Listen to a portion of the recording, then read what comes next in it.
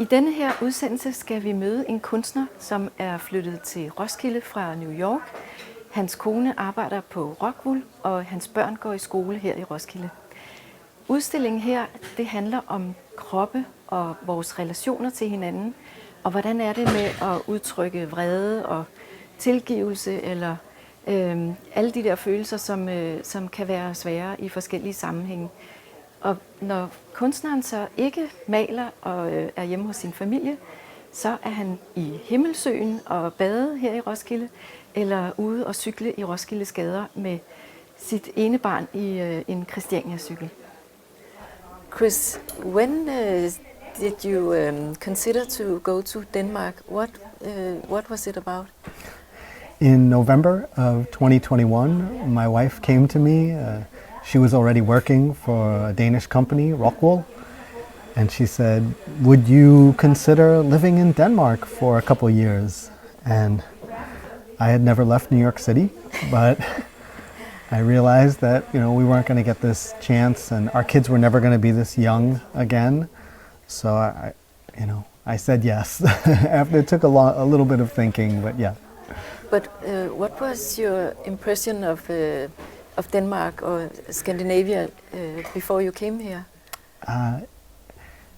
Mostly just from the internet. I know that it's a big bike riding culture, which I really love. I never learned to drive. I'm from New York City, and I know that the Scandinavian countries score really high on those happiness index things, and everybody in America kind of looks at that when these get published, and we always talk about it like, So that was enough. I know very little. Happiness is maybe different from different people, but how would you define happiness for you? Jeez. There's two kinds of feelings that I've read about from a chemical point of view. There's dopamine, which is like getting some sort of good feeling, and then there's serotonin, which is more of like contentment. It's not like, oh yeah, this is great. It's more like an absence of misery. Harmony. Yeah, exactly. And I would say in America, it's the quest for dopamine. And what I see here is more the existence of like the serotonin, like there's less misery. Maybe there's less misery. It's not so much about happiness. It's about, you see a lot of misery where I'm from, as much as you see wealth and self-gratification and achievement. You see suffering a lot everywhere you go. How did you meet your wife? We met through online dating. I think we had both were at a frustrating point in our lives. I know she wanted to start a family, and I had realized that as an artist, like I needed other people in my life to help me be a balanced person. Yeah. I'm not. I could just do my thing. I could just go for the dopamine. Go for that thing that I care about, that I'm the center of attention, or the wants and needs. I needed a family to become a better person, and she wanted that. I met her on OkCupid. It's just a website. But did you then meet at a museum or something? First, my rule is you got to meet outdoors in the daytime the first time you meet someone. Yeah. We just had lunch in Chinatown because we were both in, she lived in Brooklyn, I lived in Manhattan. And then our second date was at the Metropolitan Museum of Art. And that's a good place. That's a good place to go. Yeah. That's the way to go. And now you're here in Roskilde, and as a father of two kids, yes. a son and a daughter. How are you settled in Roskilde? I love it here. We're very fortunate to be in Musicon, which reminds me of Brooklyn in the early 2000s. There's that kind of My friends and I, we were in a band. We would look for old abandoned factories and rent them out and turn them into music studios. And now I'm in an old cement factory.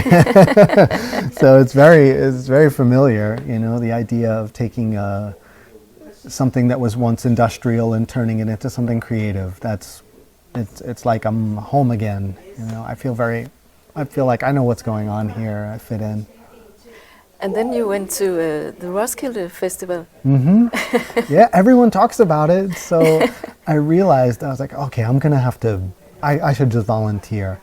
And I would just happen to be in Copenhagen at an event for my children, you know, like a street fair. And I was waiting online to buy coffee, and I saw that the woman behind me in line had kids about the same age as mine. So I just started talking to her. And then it turns out she works for Roskilde Festival. And I was like, oh, I'm an artist. Are there any art things? Can I do this? Can you help me? And she said, yeah, sure. Here's my email. And she got me working for the Tino Segal art exhibit at Roskilde Festival. And that was a great experience. I was really impressed. You know, at first I didn't get it. At first I was like, I've been to Lollapalooza. I've been to Burning Man, this is, you know. And then when I put it together, that it's so volunteer driven, that's the part that, you know, makes it truly different from other things I've experienced, you know. And I remember at one point I was working at the exhibit and I had something stuck in my eye, and it like 40 minutes, like I couldn't get it out. And I walked out of the exhibit to my supervisor, and I was like, I'm in so much pain, please, I can't be in there. I'm like, they're like, quick, they sent me off to get like cleaned up. And then for the next 30 minutes, like all these different people who were part of our team were checking in on me to see if I was okay. I really was impressed, like that people would care, you know? Yeah. So that was a great experience. And what about KunstSmedjen? How is it to be a part of this place? Oh, this is wonderful. I spent the past couple years just working from home, you know, maybe occasionally out of a coffee shop. And I walked in here, I don't know, the first month that we got our apartment, and they said, oh yeah, it's a membership and you come here and work and do whatever. And I was like, oh man, this is amazing. And Eric and Lona have been so welcoming. They make me feel like a son almost. And a lot of our stuff was on a shipping container from the US, and it got delayed by a month. And I came in here one day and I'm like, oh, you know, I don't have any plates or cups or even furniture. And we got you, you know, they gave me everything. They said, here, they gave me a whole kitchen's worth of stuff. They said, just give it back when yours arrives from America. Oh, man, they've just made us feel amazing. Just so welcome. You know, they gave some art supplies to my kids. Just lovely people who just made us feel like totally welcome in the community. What about learning to speak Danish? I know that your children are going to a school,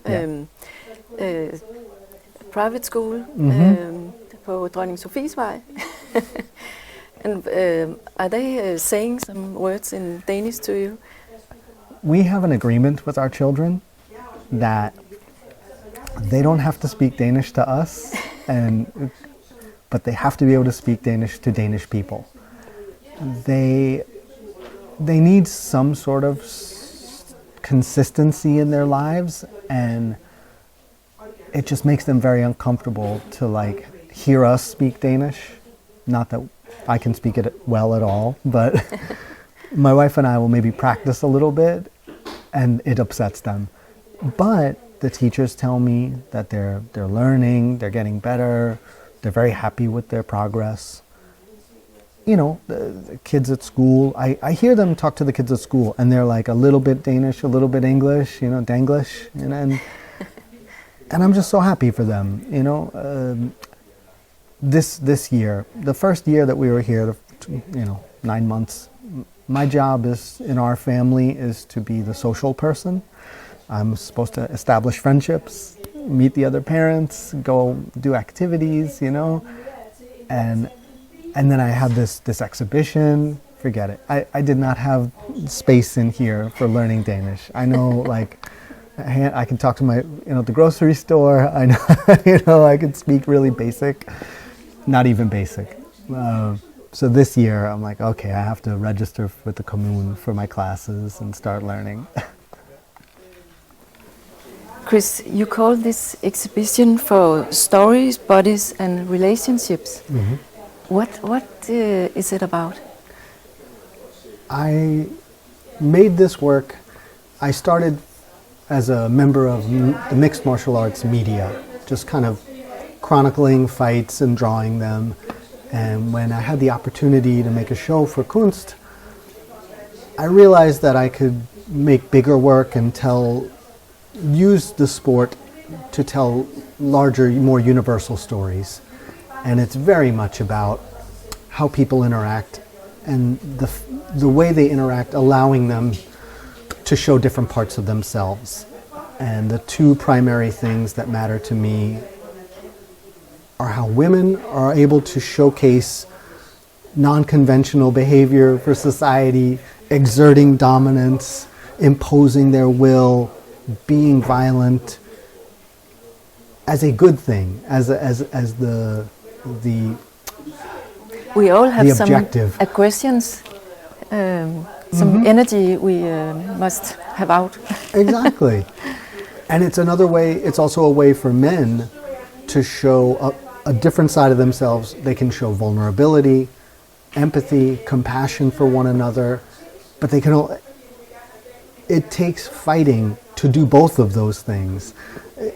In a way, women have this set of behaviors that they're expected to be nice, to be kind, to not upset people, and here it's like that's what I care about. Like, I care about the moment when people meet, and it's when they both are trying to impose their will on each other. That's their relationship. It's being told through their bodies, and the story is about what a woman can and can't do in the world. And the same goes for men. A number of these images could be, you could see men beating the hell out of each other 10 days a week, and it wouldn't matter. We see it every day. You see two men hugging, touching each other compassionately, expressing admiration, sympathy, empathy. That's disturbing, that's different, but somehow in mixed martial arts, after you fight someone, there's this moment right after the fight where all the social rules have been taken away. You've shown that you're a man. You've shown that you're tough. You show that you don't give up. You can tell someone, I respect you. Are you okay? I'm proud of you. Because we all have these mixed emotions. Yeah. Mixed martial arts for our mixed emotions. What about this painting? What would you like us to think about it?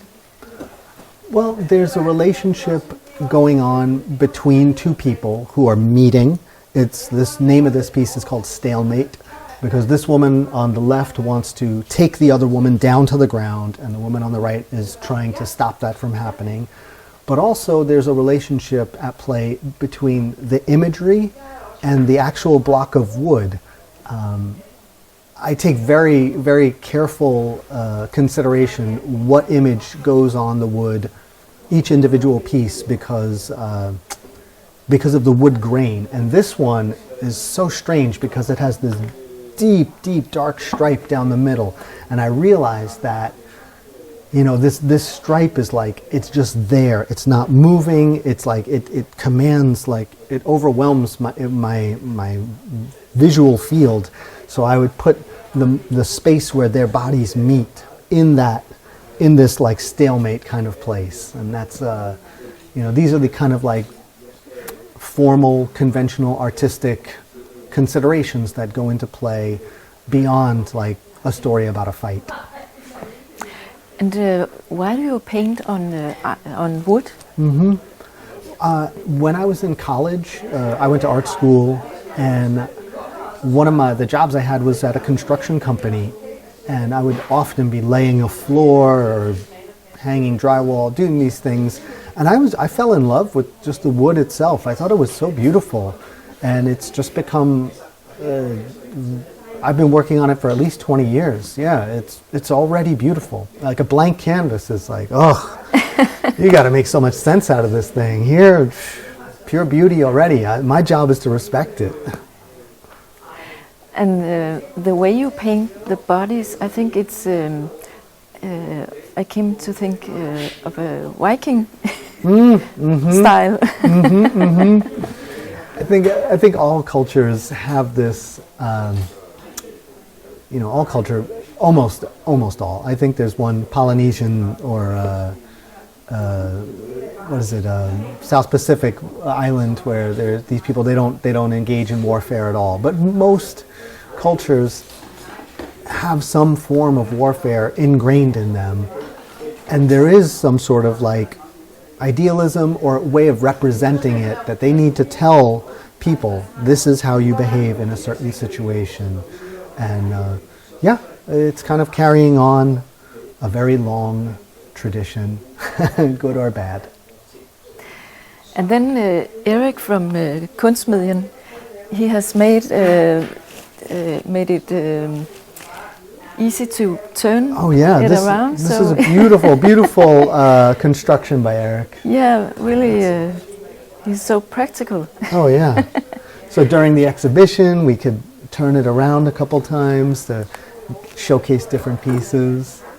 Yeah, and there's a lot of action in this picture. Yeah, this is actually kind of a funny piece for people who have watched a lot of fighting. This is from a particular fight that is famous for being one of the most boring fights of all time. And I was like, oh, I'm watching it, and there was this one moment where this woman with the gray outfit like grabs this woman by the waist and throws her through the air. And I loved how her leg was just straight up in the air, just flying. And I laughed because it's the most dynamic thing I could create out of one of the most boring fights ever. So this is kind of like a little joke for people who really follow the sport closely. Well, there's some emotions. Maybe the fight is over, and then they also care for each other. Oh, this is the beginning of the end. There's an element of the sport where I have each opponent has 2 arms and 2 legs, and you could when you're grappling on the ground, they can each fight each other.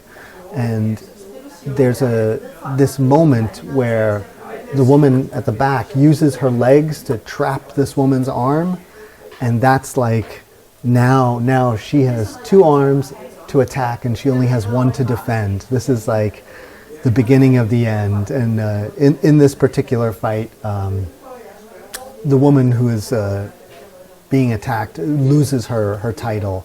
So I like to try and find these moments where what is something that could only happen in this sport? Because, I don't know, somebody throwing a punch and getting hit in the face, it's like, that could happen in the street, it could happen in a boxing match, it could happen at your family dinner on a bad day, But I try to find these moments where what is something that could only happen in this sport, that could only happen here, where you're literally mixing, a variety of martial arts together. Yeah.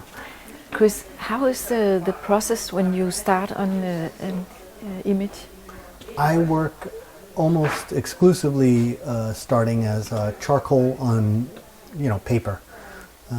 Like we see on the right? Yes, this piece over here is exactly the way I start all of my paintings. A very long time ago, I went to art school, and that was my introduction to life drawing, where you have like a nude model in front of you, maybe a big sheet of paper and some charcoal, and you try and draw from your shoulder instead of your wrist. As a kid, you like this, and then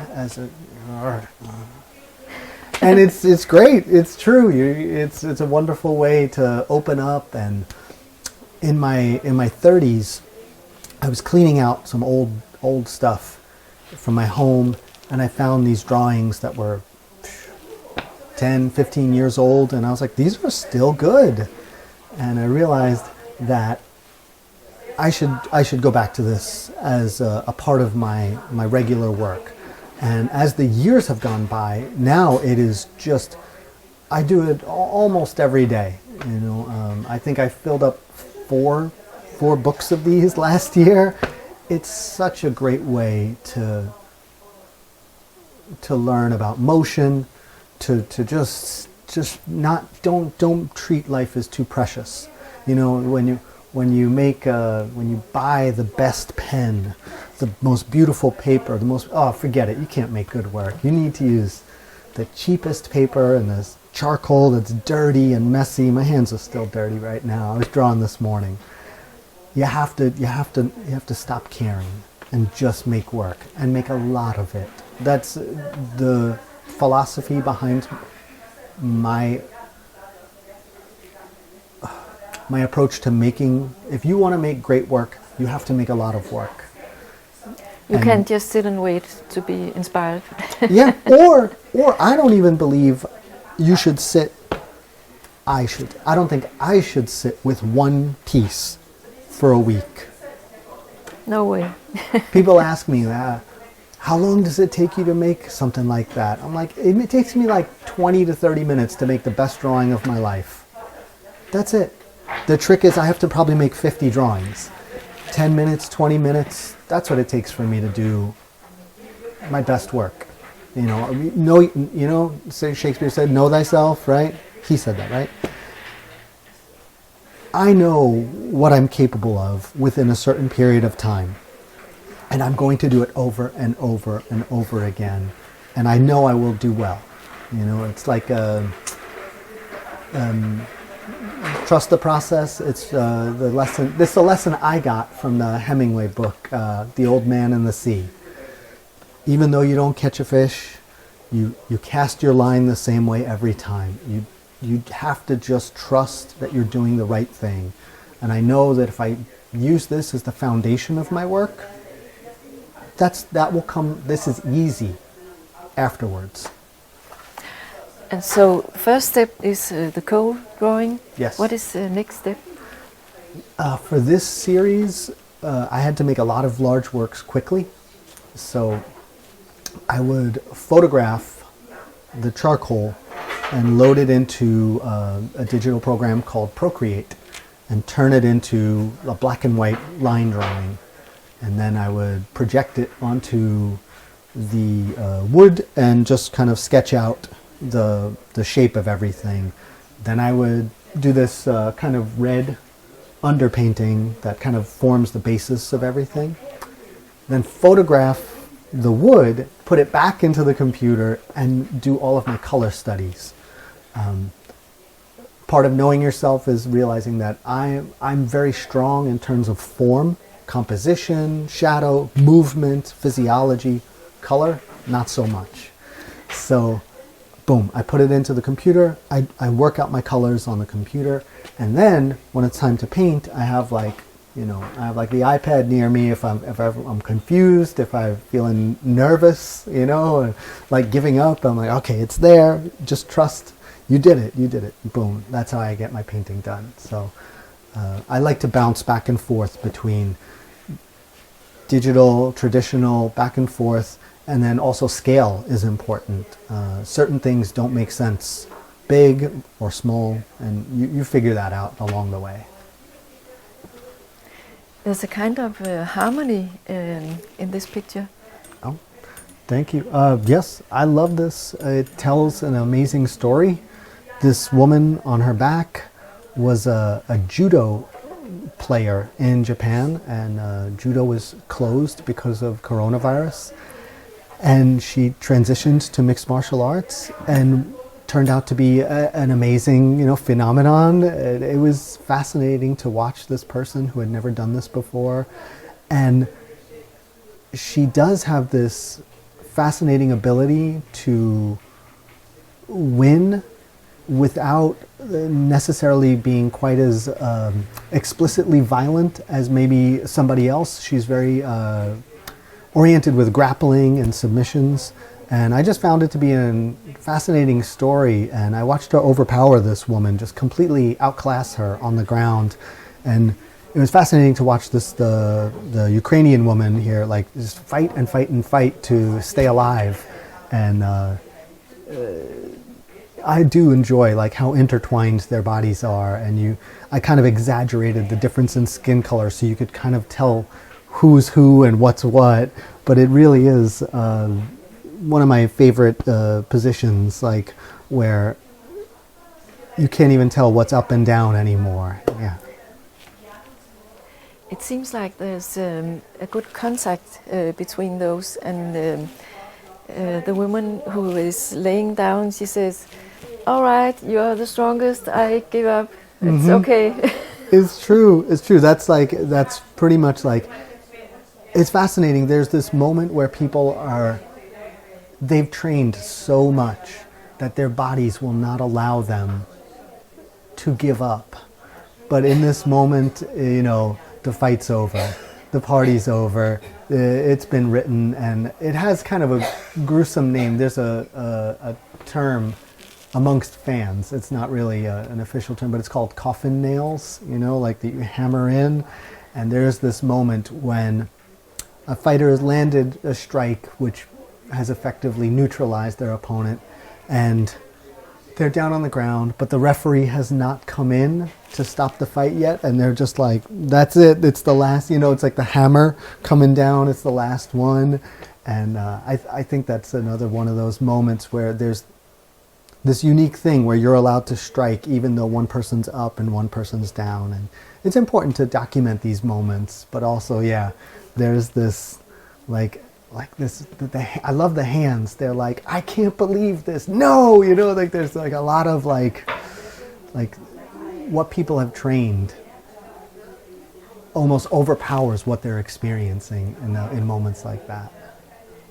What about your life in Roskilde? What is different from New York? What do you go swimming or go by bicycle or something? It's been a huge quality of life improvement, honestly. I love the bicycle infrastructure. Even in New York City, I had a cargo bike, for my 2 kids, and got here and bought a Christiania bike. It's lovely. But now my older child, she can ride a bike, and I feel safe. But put the younger one in the Christiania, and she rides next to me. We ride to school together. I don't think I could have done that in New York. Well, we don't have the same kind of bike lanes that you do here. And then my wife can ride to work, and that's been a massive quality of life improvement. She's happier, you get the exercise and you get the outdoor time, and we ride all year, And then we live near Himmelsun, and we started winter bathing. We heard about winter bathing, and it sounded crazy, but then after a while, okay, let's try it. So we started in July, and now we'll go 3-4 times a week. We join the Ice Swimmers Club, and sometimes we go early, 6 o'clock in the morning, while the kids are asleep. And it really does, it's really wonderful.